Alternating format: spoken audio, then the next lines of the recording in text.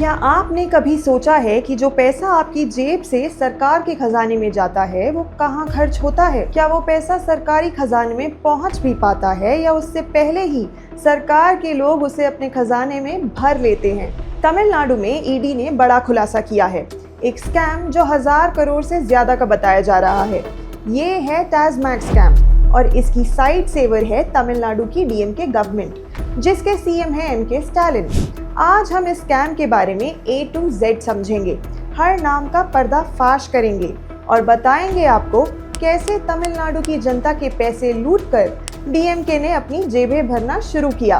इस केस के बारे में बात करने से पहले जानते हैं आखिर टैजमैक है क्या। टैजमैक मतलब तमिलनाडु स्टेट मार्केटिंग कॉर्पोरेशन, एक स्टेट ओन्ड कंपनी जो तमिलनाडु में लिकर का होलसेल और रिटेल बिजनेस चलाती है। 5000 से ज्यादा शॉप्स हैं इनकी और हर साल 30,000 करोड़ से ज्यादा रेवेन्यू क्रिएट करते हैं और ये पैसे सरकार के खजाने में जाता है, जिसको बाद में वेलफेयर स्कीम्स, रोड्स, स्कूल्स के लिए यूज किया जाता है। लेकिन जब ये पैसा स्कैम में कन्वर्ट हो जाता है तो फिर ये पैसे किसके वेलफेयर के लिए यूज होता है? एक ऐसा ही स्कैम दिल्ली में भी हुआ जिसे लिकर स्कैम कहा जाता है और जिसके चलते टॉप टू बॉटम आम आदमी पार्टी लीडरशिप तिहाड़ पहुंच गई थी और 2025 के दिल्ली इलेक्शंस में ये स्कैम आम आदमी पार्टी को इलेक्शंस हरवाने में बहुत इंपॉर्टेंट रोल भी प्ले किया। और कुछ उसी तरह का स्कैम तमिलनाडु में डीएमके की गवर्नमेंट ने किया है, जो कि 2021 से शुरू हुआ जब एमके स्टालिन सीएम बने। मई 2021 में डीएमके गवर्नमेंट फॉर्म करती है और एमके स्टालिन तमिलनाडु के सीएम बनते हैं। वैसे आपको पता ना हो तो मैं बता दूं कि ये वही पार्टी है जिस पर पहले भी सीरियस करप्शन के एलिगेशंस लग चुके हैं। 2G स्कैम के बारे में तो आप सभी ने सुना ही होगा। हाँ, वही जिसमें डीएमके के ए राजा और कनिमोडी इन्वॉल्व थे। दो बाद में एक्विट हो गए थे।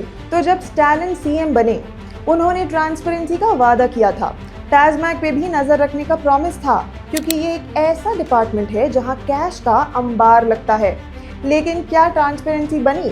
2021 से 2024 तक टैजमैक के अंदर कुछ ऐसा चल रहा था जिसका किसी को कुछ पता नहीं चल पाया या शायद छुपा दिया गया। एनफोर्समेंट डायरेक्टरेट के रेड्स में मार्च 2025 में इसका पर्दाफाश होता है।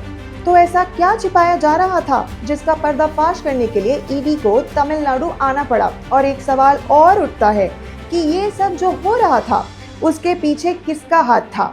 एमके स्टालिन का या फिर उनके बेटे उदयनिधि का?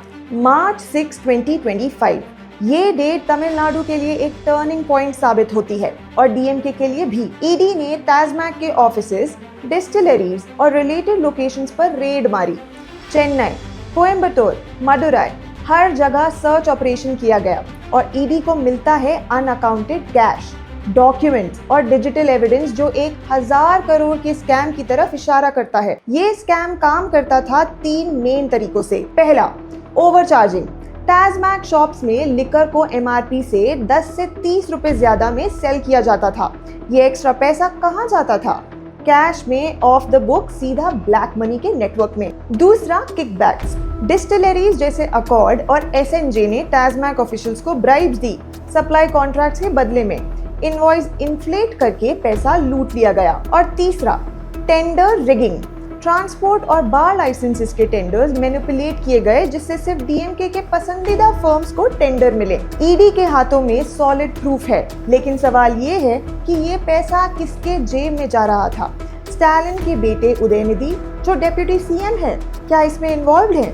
खैर, हर कोई अपना हाथ साफ दिखाने की कोशिश कर रहा है, लेकिन एक जिम्मेदारी देखी जाए तो सीएम एंड डेप्यूटी सीएम दोनों की ही बनती है, क्योंकि उनके रूल के अंडर इतना बड़ा स्कैम हो रहा था और उन्हें पता ही ना हो ऐसा पॉसिबल ही नहीं है। अब आइए इस स्कैम में इन्वॉल्व पॉसिबल कैरेक्टर्स और उनके रोल्स को समझते हैं। एमके स्टालिन तमिलनाडु के सीएम हैं और डीएमके गवर्नमेंट के हेड हैं। डायरेक्ट एविडेंस नहीं है कि उन्होंने पैसा लिया, लेकिन टैजमैक उनके रूल में है। अगर इतना बड़ा स्कैम हो रहा था तो क्या उन्होंने आंख बंद कर रखी थी या साइड पॉकेट ओपन कर रखी थी, जिस कारण जनता से पर बॉटल एक्स्ट्रा चार्ज किया जा रहा था? फिर बात करते हैं उदयनिधि स्टालिन की, डेप्यूटी सीएम और सीएम स्टालिन का बेटा। ऑपोजिशन के एलिगेशंस है कि ये स्कैम का पैसा डीएमके के इलेक्शन कैंपेन में यूज किया गया है और उदयनिधि इन सब के मास्टरमाइंड है। अब बात आती है V Senthil Balaji, excise minister, TASMAC का बॉस। ईडी की रेड्स में उनके एसोसिएट्स पर खास फोकस था। ये वही बालाजी हैं जो 2023 में कैश फॉर जॉब स्कैम में अरेस्ट हुए थे। तो इनका नाम आना और इनका इन्वॉल्वमेंट तो फॉर श्योर है, क्योंकि जिनका रिकॉर्ड ही स्कैम्स का हो वो स्कैम्स की आदत से बाज नहीं आ सकते।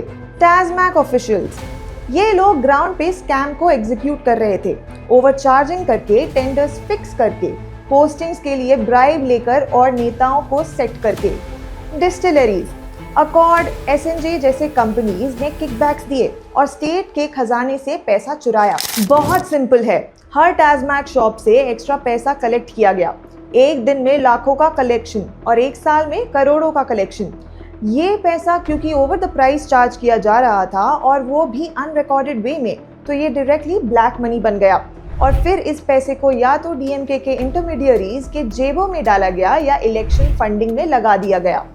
ईडी ने कहा है कि ये स्कैम की वैल्यू 1000 करोड़ के लगभग है, लेकिन एआईएडीएमके का ईपीएस कहता है कि ये स्कैम 40,000 करोड़ तक का हो सकता है। सोचिए, तमिलनाडु के गरीब लोग जो स्कूल्स, हॉस्पिटल्स, रोड्स के लिए टैक्स देते हैं, उनका पैसा कहाँ गया? स्टालिन के रूल में टास्मैक से 50,000 करोड़ का रेवेन्यू आता है हर साल, लेकिन स्टेट का डेट 9 लाख करोड़ से ऊपर है।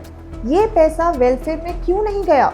क्या डीएमके के लीडर्स अपनी लाविश लाइफस्टाइल के लिए यूज कर रहे थे? ये सवाल हर तमिलनाडु वासी के दिमाग में होना चाहिए। मार्च 13, 2025 ईडी ने मल्टीपल एफआईआर्स फाइल करी। स्कैम को ऑफिशियली 1000 करोड़ का बताया। अगले दिन तमिलनाडु असेंबली में 2025-26 बजट प्रेजेंट हुआ, लेकिन इस बजट से एआईएडीएमके और बीजेपी ने वॉकआउट किया। ईपीएस ने क्लेम करते हुए कहा है कि ये 40,000 करोड़ का स्कैम है और इसकी responsibility directly current Tamil Nadu government की है और इसके लिए डीएमके रिजाइन करे। बीजेपी के अन्नामलाई ने कहा कि ये पैसा डीएमके के कैंपेन्स में लगाया गया, पर डीएमके का स्टैंड क्या है इस पूरे स्कैम पर? डीएमके के सेंथिल बालाजी ने कहा ये पॉलिटिकल वेंडेटा है, बीजेपी ईडी का मिसयूज कर रही है। लेकिन गौर करने वाली बात है कि इतना कुछ हो गया और तमिलनाडु के सीएम एमके स्टालिन अभी तक चुप हैं। आखिर क्यों? और टास्मैक से ध्यान भटकाने के लिए एमके स्टालिन ने फिर से वही अपनी पुरानी गंदी चाल चली। हिंदी वर्सेस तमिल वाली बजट के दिन रुपी सिंबल को तमिल रू से रिप्लेस करके डिस्ट्रैक्शन बनाने की कोशिश की, लेकिन एमके स्टालिन को समझना होगा कि पब्लिक बेवकूफ़ नहीं है। दोस्तों, ये पहली बार नहीं है कि डीएमके करप्शन की स्पॉटलाइट में है। 2G स्कैम में भी ये लोग इन्वॉल्व थे और अब टास्मैक में भी एक पैटर्न साफ दिख रहा है कि जब जब डीएमके सत्ता में आती है, स्टेट के रिसोर्सेज लूटने का सिलसिला शुरू हो जाता है। स्टालिन के रूल में टास्मैक एक एटीएम बन गया। डीएमके पार्टी और उसके अय्याश नेताओं के लिए पैसा निकालने का नया मेथड बन गया। आज तमिलनाडु में रोड्स टूटी हुई हैं, स्कूल्स बंद हो रखे हैं, हॉस्पिटल मैनेजमेंट वर्स्ट कंडीशन में है और वहीं दूसरी तरफ डीएमके लीडर्स के बंगलों और बड़े होते जा रहे हैं। पब्लिक का पैसा जब स्कैम में जा रहा है तो आप खुद ही सोचिए तमिलनाडु का फ्यूचर क्या होगा। ये स्कैम सिर्फ पैसों का नहीं, भरोसे का भी है। आज ईडी की इन्वेस्टिगेशन चल रही है, अभी तक कोई अरेस्ट नहीं हुआ है, लेकिन प्रेशर बढ़ रहा है। बीजेपी ने टास्मैक हेडक्वार्टर्स के बाहर प्रोटेस्ट का प्लान किया है। पब्लिक में गुस्सा है। सोशल मीडिया पर लोग स्टालिन और उदयनिधि को टारगेट कर रहे हैं। डीएमके के अकॉर्डिंग तो ये पॉलिटिकल अटैक है, लेकिन प्रूफ तो ईडी के पास है ना। 1000 करोड़ का स्कैम कंफर्म्ड है और अगर ईपीएस सही हुआ तो ये 40,000 करोड़ तक जा सकता है। तमिलनाडु के लोगों का पैसा कहाँ गया और स्टालिन जवाब क्यों नहीं दे रहे? क्या ये चुप्पी गिल्ट का साइन है या फिर हिंदी की कहावत चोर की दाढ़ी में तिनका वाली बात सच हो रही है? ये था टास्मैक स्कैम का सच, एक ऐसा घोटाला जिसमें तमिलनाडु के लोगों के खून पसीने की कमाई को लूटकर डीएमके नेताओं ने अपनी जेबें भरी और बेशर्मी के साथ अब उसे पॉलिटिकली मोटिवेटेड कह रहे हैं। डीएमके के रूल में ये स्कैम हुआ और स्टालिन और उदयनिधि के लीडरशिप पे सवाल उठ रहे हैं। आपका क्या ख्याल है? क्या ये लोग सच में इसके पीछे हैं और क्या कभी डीएमके अपने स्कैमफुल कैरेक्टर से बाहर आ पाएगी या हमेशा की तरह बस जनता को हिंदी वर्सेस तमिल में लड़वा कर ध्यान भटकाकर उसी जनता के पैसों से अपनी जेबें भरती रहेगी?